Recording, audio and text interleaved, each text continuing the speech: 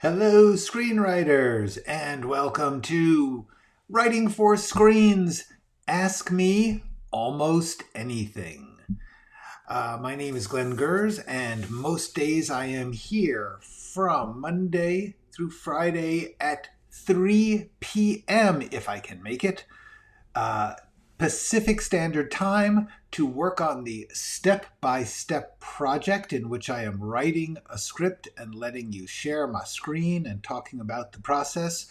But then try once a week or so to answer any questions that have been emailed to me through the website, which is writingforscreens.com. If you have a question and you're not watching live, as most people are not, feel free to ask me a question at writingforscreens.com. Click the little Contact Me button, and then you can ask a question, which I will try and answer either directly through email or here live on the stream.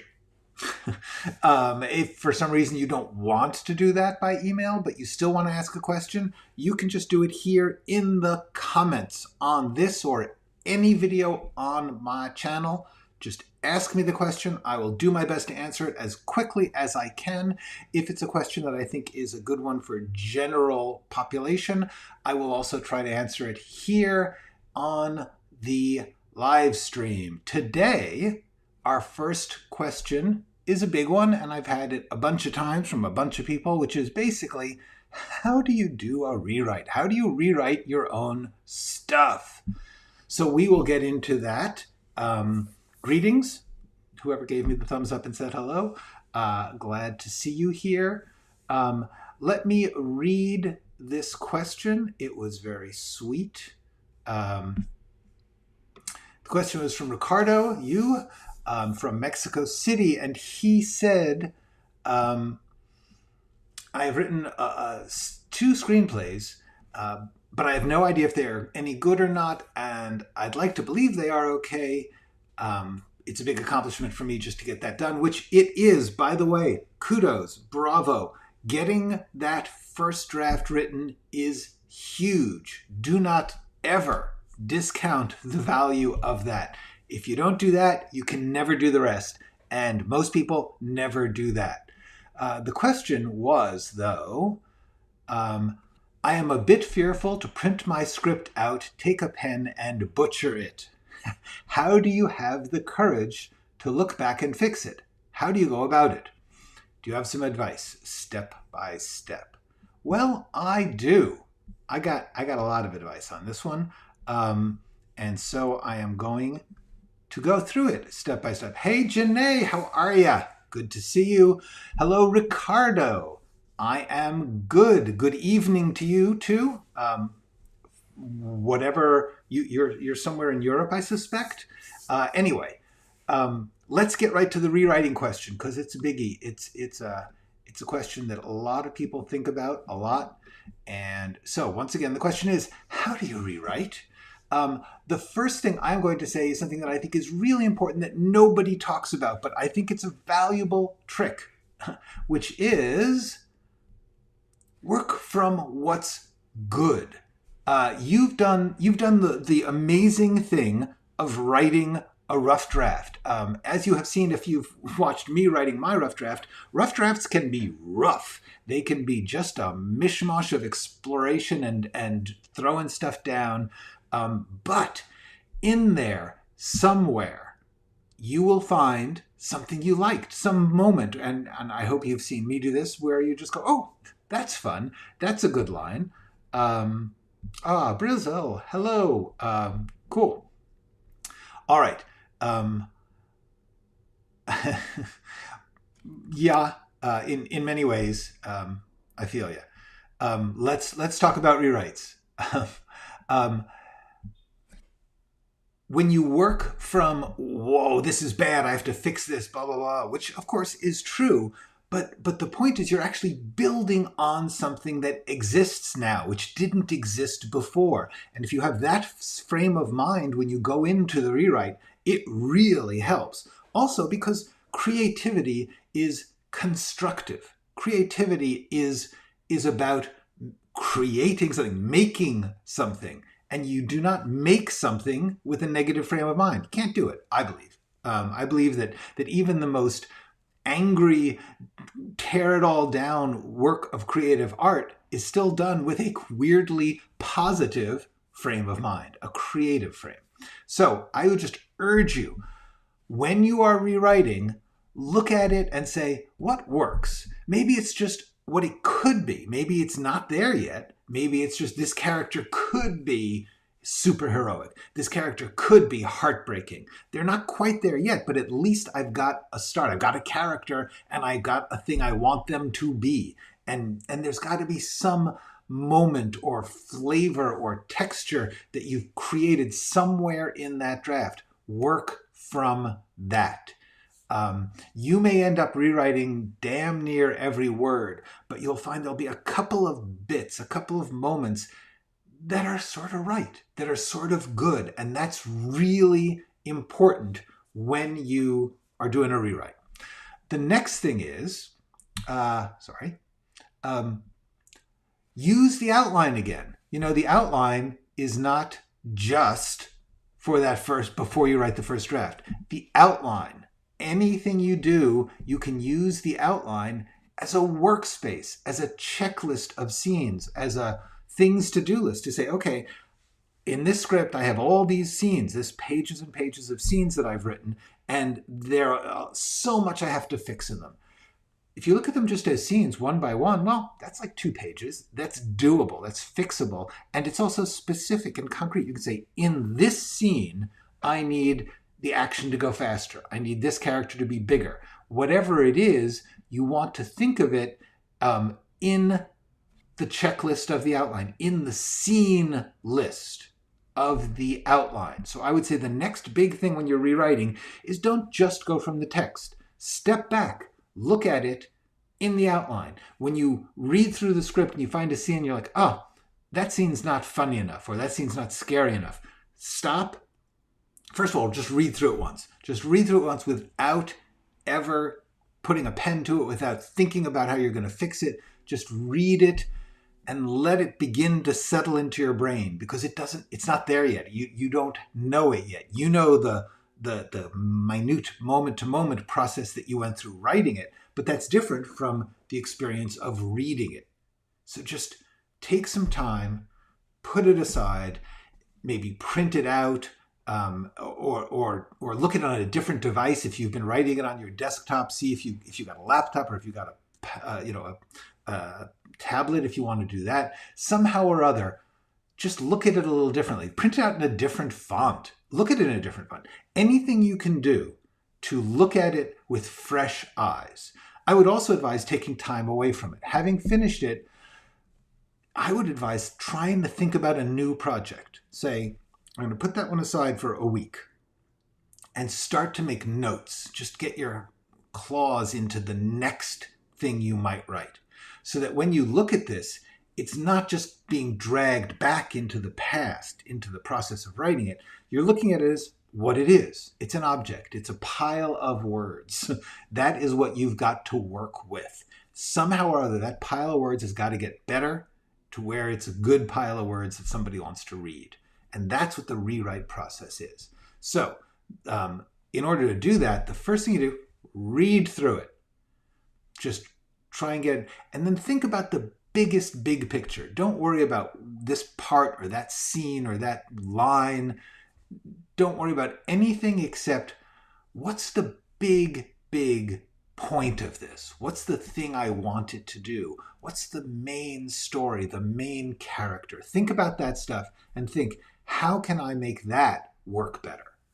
What's in there that's right? Oh, there is this one scene where that character really makes a speech that's powerful, or there's one scene where this terrible thing happens. That's cool. I like that. I'm proud to have written that. Try to find those and start to make your notes from there. Just think, what's the biggest thing I want to take away from this? Focus more on this character. Make it go faster. Make it funnier. Whatever it is. Big picture notes. Then read it again, and once again, go into the outline when you're making your notes. make a copy of the outline. Don't use the old one. Take the old outline, mark it first draft outline. Make a copy, call it rewrite outline or rewrite one outline, because you're going to do this a lot. Rewrite one outline, and then you go through it, throw away everything you can, everything that's done, everything that's like, yeah, I did that part. Okay, so now you have your scene list. Okay, I've got 50 scenes. And in those scenes, write your notes. I think this should be better. Here, let me see if I can just pull up. Hold on.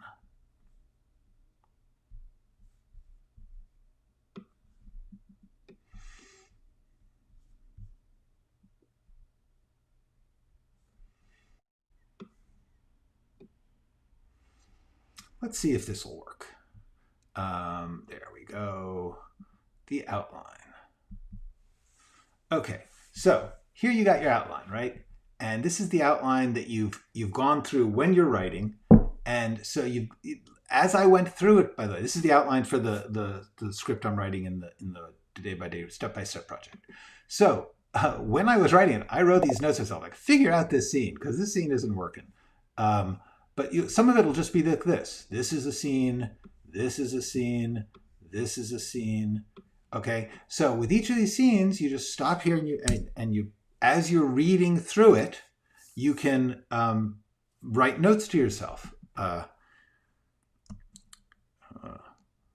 Norman isn't funny enough here. Maybe he should be really mad at her. Whatever it is, you write that and you make it notes. And so as you work through your notes, your outline again becomes your things to do list, your way to keep it organized and into scenes. So that is such a big step, is use the outline. Every draft, every time you work, use the outline as a workspace and as a checklist. And then you do it in small steps. When you're doing a rewrite, you don't have to rewrite the whole script. You have to write each scene, each line, each bit. So you go through it and you say, how can this scene play better? What's the point of this scene? What's the most important thing that happens in this scene? Oh, he steals her purse. So can I move that to the end? Can I describe it better? Can I get this other stuff out of the way? And then you make those notes, put them in the outline. Try to stay specific and concrete. If you're just saying, I just have to fix this line, this beat, this bit, you don't feel bad about the whole, am I changing too much? How can I imagine anything that's different from what I already wrote? That's a big problem for a lot of first-time writers. You wrote it. You can't imagine doing it a different way. As you gain experience, you'll get used to the idea that everything that you can write, you have a million different ways you could write it. And often you will end up writing it a million different ways. So just get used to that process and get used to shuttling between the big picture ideas and the line by line work. In other words, you're going to be like, this script has to be scarier. That's big picture. Then line by line, you're like, how can I make this scene, this moment, scarier? And finally, you're not going to do it all at once. You go through it over and over and over. You don't just write something and rewrite it once and you're done. Most people do a lot of drafts. 10 or 12 is not unusual. You don't fix every scene every time. Sometimes you just go through it, just fix the ones you can fix. Then print it out again, read it again. Now you'll be like, remember that, look at what's good? Okay, now that will be a bigger percentage. You'll be like, hey, I got like half of this right now, and I have to go through it again and get another 10%. And then you print it out again, and you go through again, and pretty soon you're just polishing. You're just fixing bits and you're fixing lines. That's the rewrite process.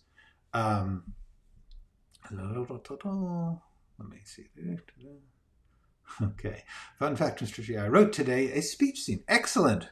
This is great. Javier, I am glad to see that you are getting stuff done and no margarita to celebrate. Aw, why? It's Friday. Okay, Joseph, I am going to get to that in just... Actually, let's do this now. Hold on. Too much outline? Okay, so the question is, do you think there comes a point where outlining becomes detrimental? And the answer is yeah, of course. There's a point at which you should be writing. But the main answer to that is don't think of it as binary. It's not either or. You're not only doing the outline and then doing the writing. The whole process is a constant back and forth. The way I work that is I make the outline, I give in the outline room to be creative, as I've talked about before, and I guess I can show it right now. Let's see. In the outline, you can describe all sorts of, this section here, where they're talking about things, and I'm describing what they're talking about, this could be 5 pages long. I could write dialogue here. You can be creative in the outline, because then all you do is copy it into the text when you're doing that part and format it. And all of a sudden, poof, you've got a whole hunk of stuff to work with. You don't just write outline, outline, outline, script, script, script. You're constantly moving back and forth. In fact, that was a big point here. You're constantly shuttling between the outline ideas and the line-by-line writing. You're constantly shuttling. You're constantly going back and forth, shuttling, which comes from the idea of a loom, which weaves by the thing that goes back and forth, that drags the string back and forth across the cross strings, is called the shuttle. Shuttle goes back and forth and back and forth. So you're going to be constantly going back and forth between the outline and the text.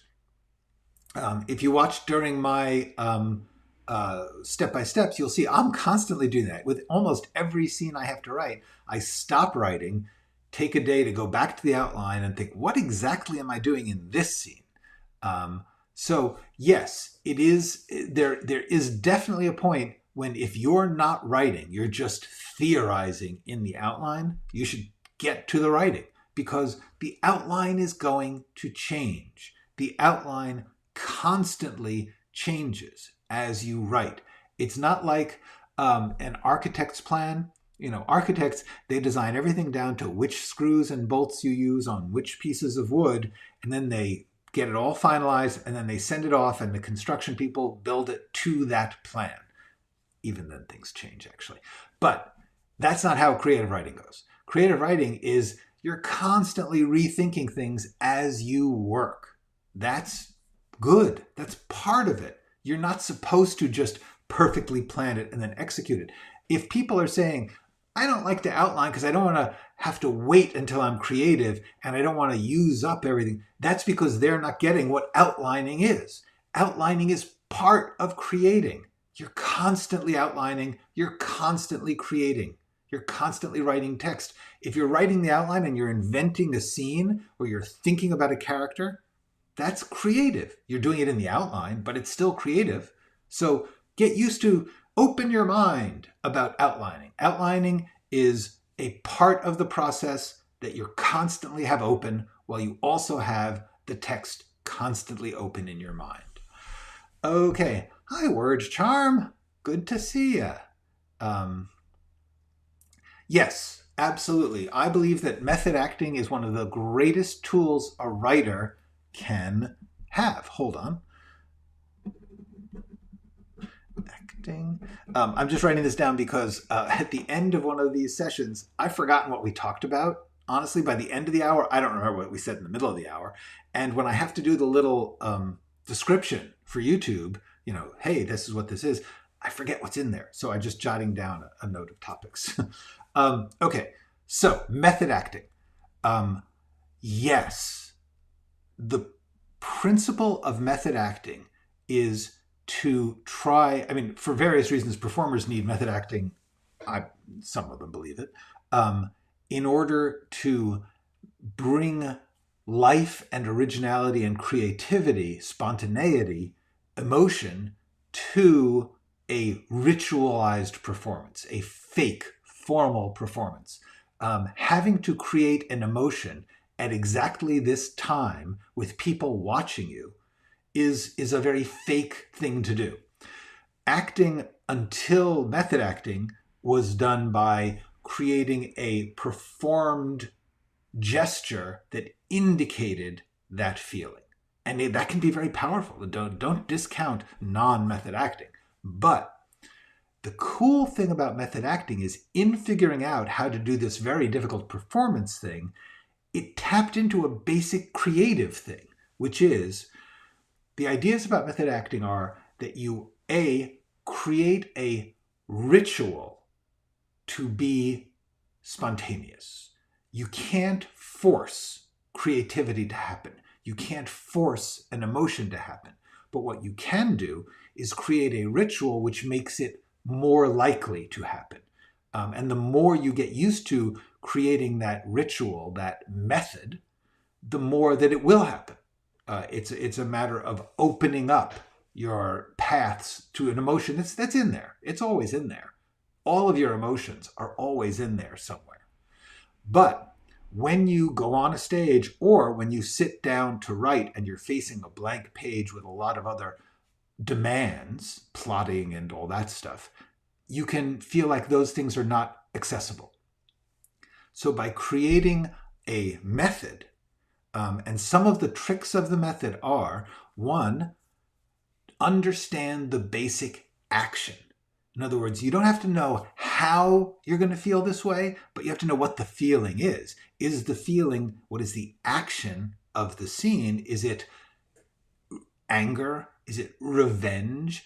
Is it undressing? Is it explaining? Whatever it is that the person is trying to do in that scene with the other person, that's what you have to focus your attention on, not on the result. That's where method acting differs. They don't plan the result. Just like when you're writing, you shouldn't necessarily plan how the line's going to come out. You don't know. But what you do know is, if I know what this person is trying to do, if I know they are trying to uncover that other person's deeper identity, then I know that the action I'm trying to take is to poke or to provoke, or whatever it is that I'm going to choose. And everyone will choose a different one. It's not a right or wrong thing, but you're choosing an activity, an action, a thing to do, not a thing to feel, not a thing to look like, a thing to do. That's the key to method writing. What are you doing? What is the character trying to do? The other thing is, method acting got the concept of, and people differ on this. There's different schools of method acting, but one of them is the idea that you can relate the character's experience to experiences of your own. For instance, if the character is trying to get someone to tell the truth, you can think about times that you've known someone who was deceitful to you, or repressed, and you wanted them to uncover themselves. So you can remember that feeling. It's called sense memory. And you try and remember the circumstances, or you try and just remember basic feelings like curiosity or anger or sadness. And you think about times you were. That's cool. The other way to do that, though, is to just deeply put yourself into the emotions and sensations of the imaginary person, which I really like this one. I think this one works really well. To say, what is it like to be this person at this moment? Are they hot? Are they cold? Are they wearing a uniform? Are they standing or sitting? Is the light in their eyes? And you think about, what is it like to be in that moment, and what your relationship is to the other person. You put yourself in the character and think, what do I feel about this other person? And then you let the words come out of that. So those are the basics of method writing. The other basics is to recognize that your writing is a performance, in the sense that you need to do it at unpredictable times, like that it won't necessarily be when you feel like it. That when you have to write, which you really do if you want to get anything completed, you don't just wait for the inspiration. And I have a whole video about this called Create a Ritual. And the basic idea is you may not feel inspired. Like an actor may not feel inspired at 8 o'clock when the play starts, or at 2 in the morning when they finally get the setup to do the shot for a film. You may not feel inspired at that moment. So you need to have some kind of internal ritual that brings you to the moment of inspiration. And that does work. So again, I really think you should look at Create a Ritual, which is very much based in method acting. Likewise, dramatic action, understanding the core of the character's need at that moment. That is what I would say about method acting relating to writing. Definitely, I believe it works. It frankly saved my life when it came to writer's block and anxiety and all of those things. Understanding that by having some form of path to get creative, that, to me, breaks everything else out of your way. It lets you be a really confident writer. Okay, excellent. I am glad to hear this. Yes, finding a ritual, whatever works for you. It is not like there is a right or wrong. By the way, about this method acting thing, I would strongly recommend you look at Directing Actors. It's a book about directing, being a director for movies and working with actors, but in explaining how the director has to communicate with the actor, discusses all the basic principles of method acting, but also all the basic principles of working with a script and the things that the actors and directors need to know in the script, the writer has to know before they get to it. And that's the coolest thing. When you understand, oh, this is how they are going to use my script. They are going to get to the emotion through this. That's just an unbelievable gift to a writer. To understand, once again, I'll just say, Directing Actors. It's not about writing, so you're going to have to translate it in your mind. You're going to have to say, how can I, as a writer, use this information? But it's there. Okay. So that's that. Let's get back to my list of questions, because I had an interesting one, which was, here we go, hang on. Should I work on just one project at a time? It was part of a larger question, which I quite liked. Brenda asked me, when you're working, do you have other projects going on at the same time? And if you do you feel like you have to just stick to one thing and get it done and then do another? And that is a super big question, partly because a lot of people especially get pressured by advisors. If you talk to a manager or an agent or any kind of professional about submitting your scripts, they're going to give you one piece of advice, which is get it to be the best it can before you submit it. And don't hand it in until it's perfect. And that's understandable, but it does tend to make a lot of writers think, I've just got to keep rewriting and fixing and improving and optimizing this script so that they're stuck forever on this one project. Just remember something about all that advice. That advice is coming from people who are seeing scripts that aren't very good. And some of them aren't very good because they're just not going to be very good. The writer is not up to a professional standard of what they need. Oh well. But also, a lot of people don't understand how demanding, how high the professional level of writing is. And so therefore they're like, hey, this is pretty good here. I personally believe that is pretty good. I believe that your scripts are good, but it does not mean that an agent or manager has time to deal with what's good and what's bad. So there's a difference between whether or not is it good enough to show a professional.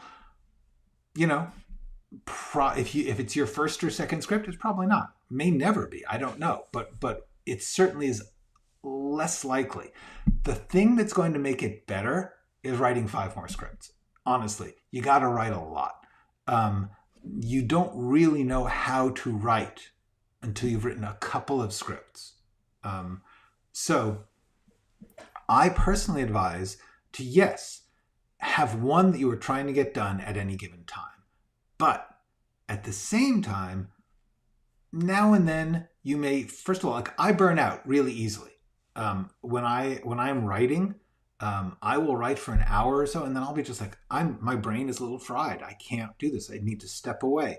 Sometimes I will step away, and the thing that'll help is to go to another project later, like half an hour later, come back and have another project at a different stage. Like if I'm writing the rough text of one script, I might have another one that I'm just figuring out the outline. And I'm burned out on one for the day, but I still have a lot of energy left to do something. So I'll do the other one for another couple hours. Cool. That helps you to get things done. What then happens is, on one day when you're doing that rough draft and you start to see it clicking into place, you might stick to that for days at a time. And then take a break, go to another one, and then come back. It's okay to have more than one script going. The danger is if you have so many going that you never finish them. And especially as you get older and they pile up, if you're writing 4 at a time, you need to remember to either say, I'm never going to write that one, set it aside, put it in the archives, or put it on the front burner and get it done. So the answer is, there's nothing wrong with having as many as you think of started, but finish them. Definitely don't let them all pile up unfinished. That's a danger. It's really, really, it was my biggest problem. I have literally hundreds of unfinished projects, and some of them were pretty good. Some of them were unfinished because they just weren't likely to get made, or they weren't interesting enough for me to put in all the work to get them done. But truthfully, a lot of them just didn't get finished because I didn't commit. I didn't say, I'm going to just get this done. The other thing I think it's really, really important is that you not think about what you ought to do or what you should do. It's not like you should get this script perfect and then submit it and then do another one, or you should do 5 and then submit one. Everybody's different. Every script is different. You just never know. You've got to constantly be looking at your reality. There is no right or wrong to this. You have to decide what your needs and your plans work out best as.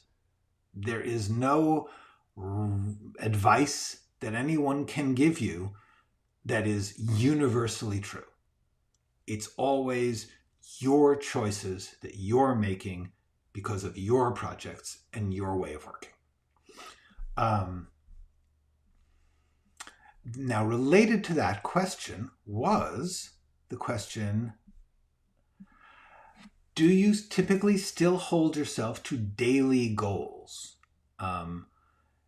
Or do you just go until you don't feel like going anymore that day? Daily goals. The answer is yes. I believe you should have a daily goal to do something. You should always get something done every day if you can. If it's available to you. It was sometimes, a half an hour on a lunch break at a temp job, and I would just jot some notes. Try to do something if you can. That it's not a bad thing to keep a rhythm going. How much daily goals? No, there is not a set right one. I know that some people are like, I'm going to write 4 pages a day. That's it. That's how much works for me. Cool. That's great. I think that's fabulous. Other people, they will do it by time. I'm going to work from 8 a.m. to 12 p.m. every day, if they're lucky enough to have that time free. Or I'm going to work from 5 p.m. to 6 p.m. before your dinner, because that's all I got. Whatever is productive for you, that's the thing. And it can even change. Sometimes for a certain specific project, you'll be like, I'm just going to lock down and push myself to get as much done every day as I can. For a lot of the time, for me, I do a little bit. And that's why I do a bunch of things, because I can do a little bit of a bunch of things more easily than I can do. If I just do a little bit and then take the rest of the day off, I feel a little crappy. Very few people have all day. You're usually your daily output is limited by your daily ability to do anything. You're really lucky if you can get something done every day. If you just got a sentence done every day, it would take a long time, but you could write War and Peace if you just kept at it. So that's my main thing, is the only real daily goal is do something. Get something done, something written down. It's for me, I'll often, and this is bad, I will often say, this book is kind of inspiring to this script, so I'll read this book. It's research or something, and I'll read this book, and that's working. It's not working. It's helpful. It's after work. It's a different kind of work, but you can't look back on that day and say, I got something done. You didn't. You gotta write something down. It could be just a note. It could just be a question. How is this going to end? I don't know the ending of this script. Write that down. At least you got that done. Ideally, write down, how is this going to end? And then 3 possible ways it could end, because there is not an unlimited number of choices. That's my advice. Different days. I mean, there have been days when I have gotten 1 sentence written, and there have been days when I've gotten 20 pages of dialogue written. You never know. I once wrote a script in 3 days, a full feature-length script. I was young and crazy, but I did it. On the other hand, I have worked on things I'm working on projects that I started in 1996. So there you go. Okay, let's see. People have been talking while I was... okay.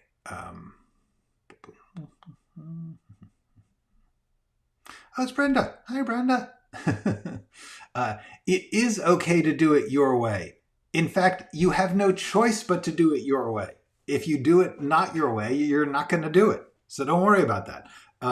If your way is not working, think about it. Because one of the things about I got to do it my way is if your way, and we all have friends who do this in creative aspects or in life, and I have to do it this way. This is the way I have to do it, but it's not working. And you want to say to them, yes, you got to do it your way, but think about, is that really your way? If it was really your way, it would work better. If the only way that you can write is some way that you actually don't get anything written, that's not the only way you can write. That's a way that you think you should write, or that you feel less scared when you write, but you're not actually writing, so it's not working. So therefore, I would say, yes, you do it your way, which means pay attention to what really is working for you and do more of that. Like your own work. That's really good. Okay. How do you write a bad character arc when the audience doesn't believe the change? Do you mean deliberately? I'm not sure what that would mean. Like, why would you do that? Why would you want to write something that the audience doesn't believe? Explain that. Do you mean, like, how do you deal with writing something that way? Or do you mean, is there some time when you think that you're supposed to do that? Okay. The thing about Mrs. Western chapter, is it the chapter, or there's more? That's not at all sounds silly. Hang on, let me. I happen to have this book right here, so let me look. Um, well, let's take a look here. I found this is in the actually the introduction. The introduction I find very useful, so I would definitely read the introduction. Well,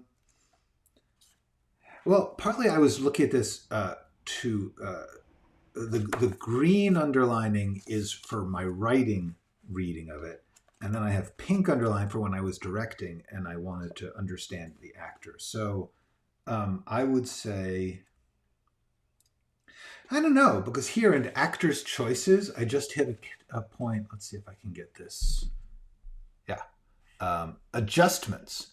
Adjustments. The concept of adjustments is huge for the writer.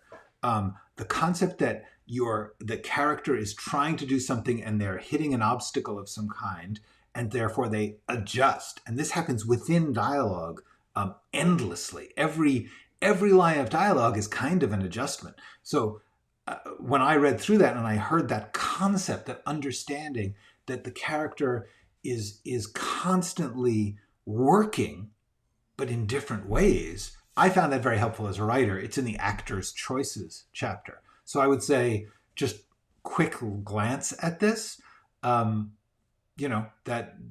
I would try to read the whole book. I mean, skim parts of it. It's not like there's no test.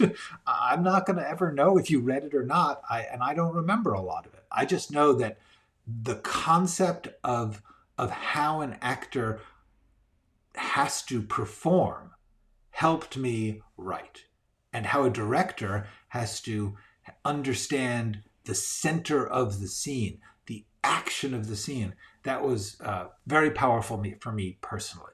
So that what I would say. But obviously, script analysis, sure, that's helpful too. I work an hour a day because I work another job, and yeah, exactly.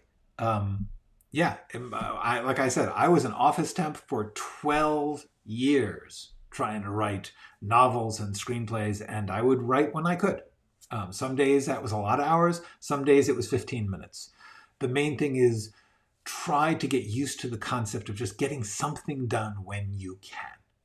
My advice. Judith Weston talks about how, she says, it's not possible to be in characters' heads. She says creative things. Oh, that's interesting. I would have to read that particular section, because I think it is possible to be. It's possible in the sense that it's possible to be in anybody's head. I mean, that's that in the sense that you're not really in their head, you're in your imagined version. But that's the whole point of method acting, as I understand it, is what they call the imagined circumstances. I think it's the version of it that you're feeling at the moment. That's what counts. Are you really? No, you're never really in anybody's head. So I don't know. An anti-hero arc. Yeah, that's that. I think you're talking about Jose, and I don't know. Okay, let me just check. Whenever I rewrite, I usually end up starting all. This is a problem. No, don't look, if it's working. What Cheyenne's saying here is to rewrite from beginning to end, I think.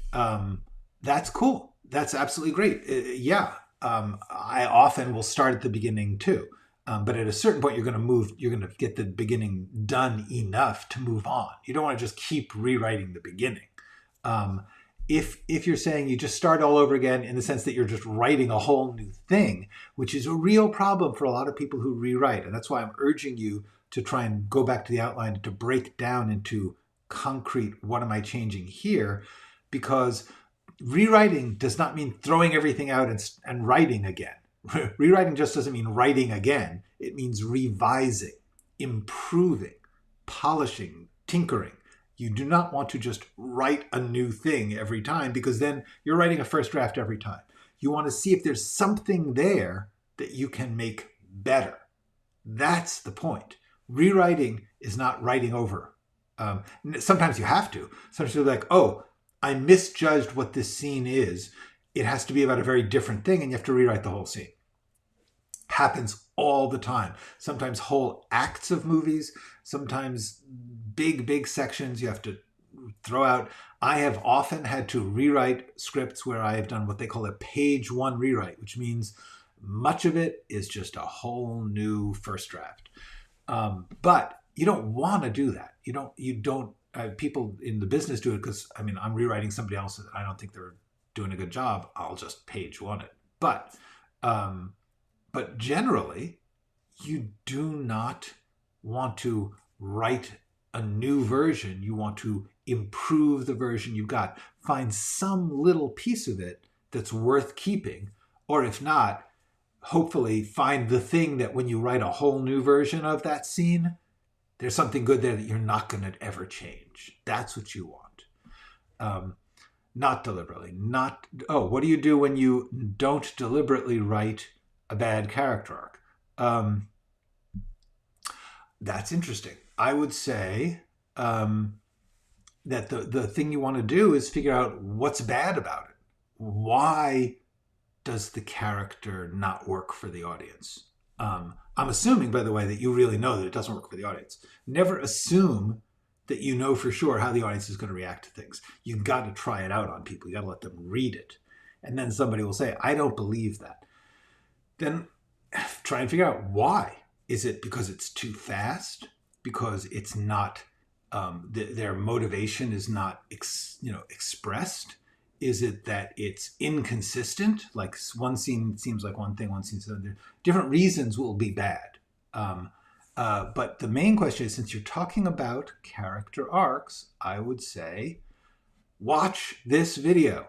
This is a good video about that. Character arcs is a really cool concept to get into your head. The idea that every character, they're following their own track.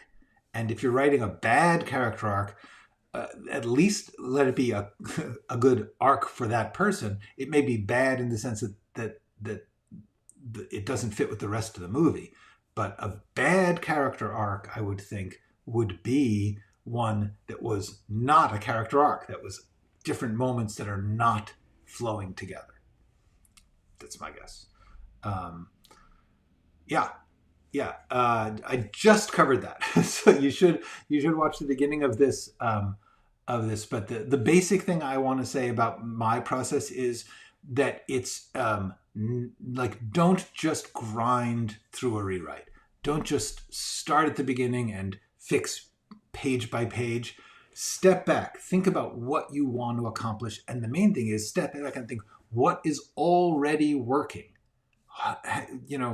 My way of looking at a rewrite is, if I got 10% of the script to where, like, oh, that's pretty good. Like, I like that scene. I want that scene to stay. I want to have that. I don't want to change that too much. What you want to do is every draft, you increase that proportion. It's like if everything is underwater, you got like sea level, and your script is like these mountains underneath it, and then a couple of peaks come up and they're like, oh, that's the good stuff. You want to just keep building those parts until more and more of it is up, until you got no water left and it's all the surface of good stuff. That's my process for rewriting. And the way I do it, that I don't lose my mind, is I keep going back to the outline. Use the outline. That's the thing. You can say, okay, I have to rewrite scenes, like this character is bad in that this character is not convincingly scary or something. Well, that character appears in scenes 5, 12, and 17. So maybe I'll just work on those a bit and get those to sort of feel good. And then I'll come back and fix another scene. Do whatever you work from. Sometimes you just go through page by page and just try and make it move better. Cool. That's all good. Vocabulary, like just generally, just like regular, you don't feel like you have enough words, read. Just read a lot. That's it. Read books, read fiction, read scripts, read anything. It doesn't matter. Read the newspaper. The more that you read, the more that you will not only get vocabulary, but especially you'll get vocabulary in context, the way that it's used. Also, seriously, get one of those calendars, like a word a day. That's 365 words every year. Cool. So that's what I would suggest. But the main thing I would say, and this is just generally true of anyone who wants to be a writer, read. Read plays, read books, read anything you can to just increase your ability to know the many, many ways that you can work with words. It's a really cool material to work with, words. And people get to feel like, oh, they're just this thing in between me and what I want to do. They're it. The words are it. So read them. Get used to and find something. It doesn't have to be great. You can read, whatever. I mean, I read a lot of different stuff. Some of it's like just junky mysteries, and some of it's, news in the like. I really like to read the newspaper and read stories. Although honestly, not that great of vocabulary in the news. Books have great stories, and they have great ideas and ways. There are lots of good books. Anything that's interesting to you, try and read about it. Okay. No, I'm not saying the big picture doesn't change in the rewrite. That's why you need to stop and think about it. When I'm saying, you're going this one. No, it's not this one. It's this one. Yeah, going back and forth between working on the big picture ideas and the line by line works. It's because you're rewriting them. You're saying, where's my character overall? Where's my character in this moment? Where's my character? You're constantly thinking about the big picture. I'm saying a lot of people, once they're rewriting, they're just working line by line. And that's late. That's like fifth draft.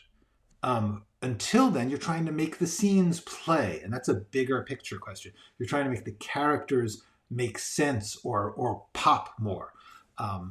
So the thing I was trying to advise against is just saying, I'm going to start on page 1, line 1, and I'm going to make that line better. And then I'm going to make the next line better. That's not going to be great rewriting.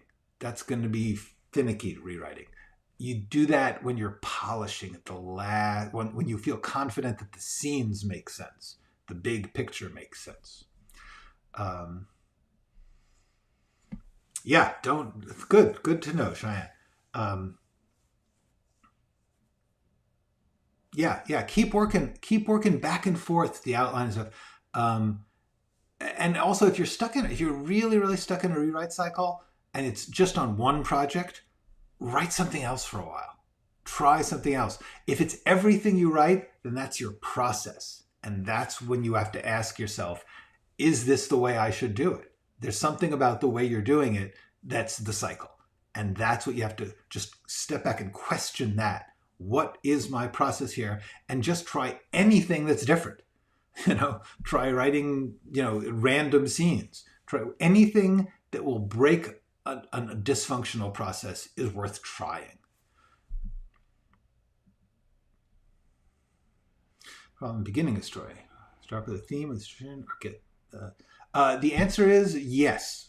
Do you start with the theme? Do you start with the situation? Do you start with the characters? Yeah, you start with whatever you start with. Whatever happens to click for you. Because essentially it's like you need all of it and you'll get it piece by piece as you go. That's why I'm saying it's not like you get a plan and then you outline it and then you write it. That's not how it goes. You might not get I was just talking to someone who I'm doing private lessons for, and he just finished his first draft. And he's like, do I now compare it to my planned themes? And I'm like, no. Now you figure out what your theme really is. You don't really know what your style is and what your theme is and really what your work is until you've written the first draft. Then when you read it, you have to ask that question. You have to say, what is this really? What does it want to be? There's like what I thought I was going to write, and that's never what you actually fully write. But if you get used to the idea that you're in a collaboration with the work, then you start to say, oh, but look at what's good here. That's what it wants to be. And maybe this theme of jealousy is stronger than I thought. Or maybe, you know, this thing that I thought I was saying, it's not said right. I have to think about how I'm saying. What do I really mean about that? You don't know. You honestly don't know until you have written your first draft, even what your themes are. You think you do. About this theme. Which theme? Not sure. Thank you. Okay. We're going to start to wind down now. So let me see. Morgan Howard, I have not heard from you yet. I know it's important for a character to have an intention goal, but what if the character is mistaken? Oh, yeah, that's fine. That's cool. Yeah. That's great stuff, actually. That is a basic story, is they think that their goal is A, and when they go after it, that teaches them through experiences that that's not what they want. That's a great story. That's a lot of stories. But the main thing is, you have to know what their eventual goal really is. It helps to know that. And B, you have to really, they have to really believe in their wrong goal for a while. And you have to decide when you're going to tip the audience. Because sometimes you want that to be a shock. And sometimes you want the audience to see from the very beginning, like, oh man, don't do that. You are headed down the wrong path. Either one is cool. Just find the voice that you want to tell that story in.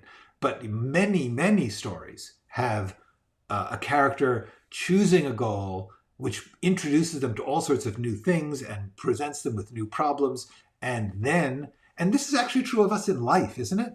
Don't we often in life think we want something, and until you actually do something about it, you don't know. In relationships, jobs, we often will say like, oh, I want to do this. And then if you just like lock into that and stick with it no matter what, that's bad.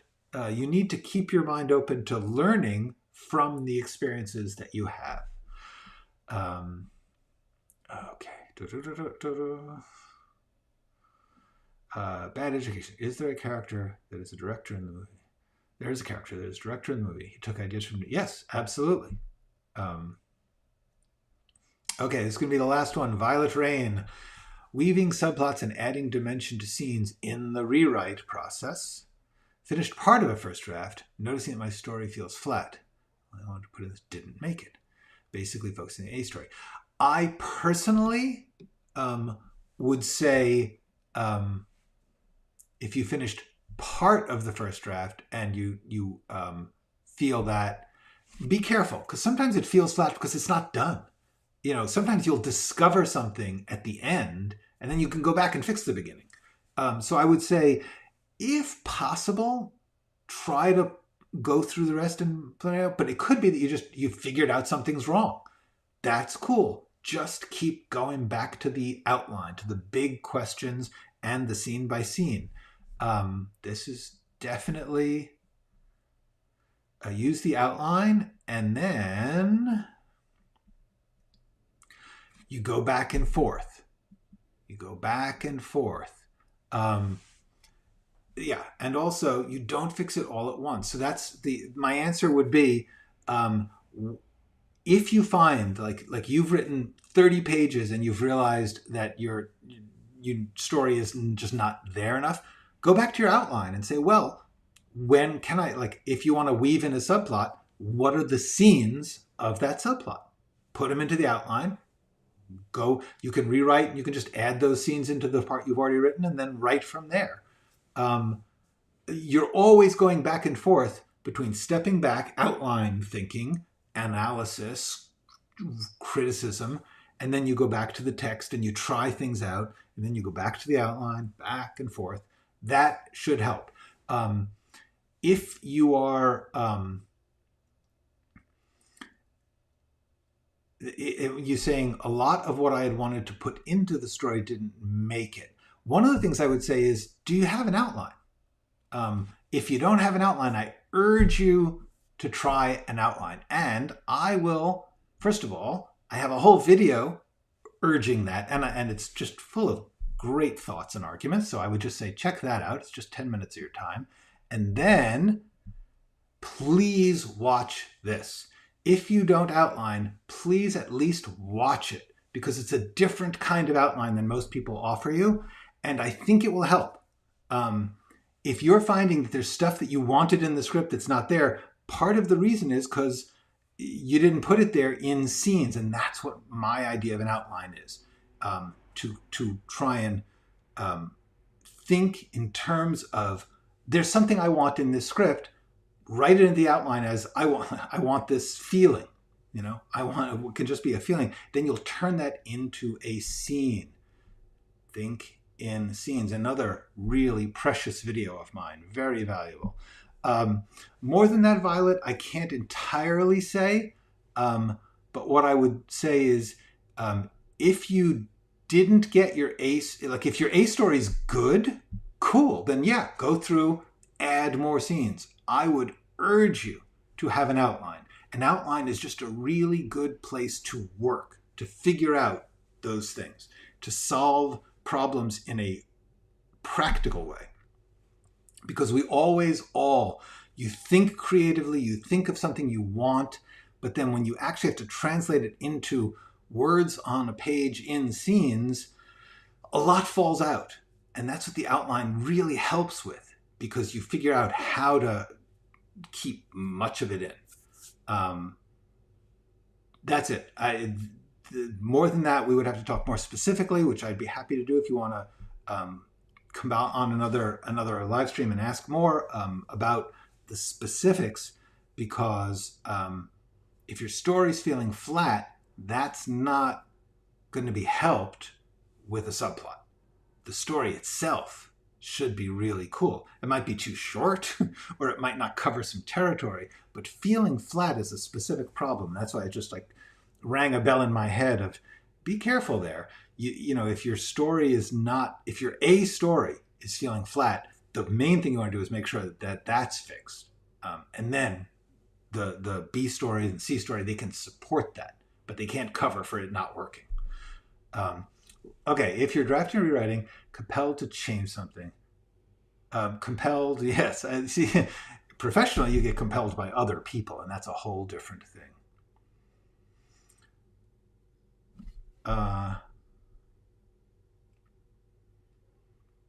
Once again, I'm going to ask Cheyenne, do you have an outline? And if you don't have an outline, that will help. It really will help you, because you'll be able to figure out how to work those urges in. If you're just flying blind moment to moment, yeah, you're going to have these problems. I would say, please look at these videos. Why outline? How to outline. Honestly, that's think in scenes is really important. And also, in case you have not checked this out, this is really, really helpful for that stuff. These are all videos on my channel. I really urge you to watch them. I try to put my basic helpful tools into these videos. But it feels like a lot of the questions that everyone's asking are because you're writing kind of only on impulse. And if I'm wrong, forgive me, I don't know you. But it sounds like you're saying, like, I'm doing this, and it's natural. You don't just lock into a plan and fill color between the lines. You're constantly changing things. So what you need is some organizing principle to make the changes within, to decide how to add in things or change them, so that you don't end up with a Frankenstein story. And the way that you do that I know of is to understand the center of the story, and to work with an outline so you can say, what are the scenes? Thank you. I am right. I'm going to just say that I'm right about this. And with that, I gotta go. It's been an hour, and this has been delightful, and we will do it again, I promise. But for the right now, please watch the essential videos, the top two, if you look at the channel and you just go to my main page, the top two sections, the tools and skills and the screenwriting essentials, please watch those. Those are like, I'm right. They're good. Okay. Go write something.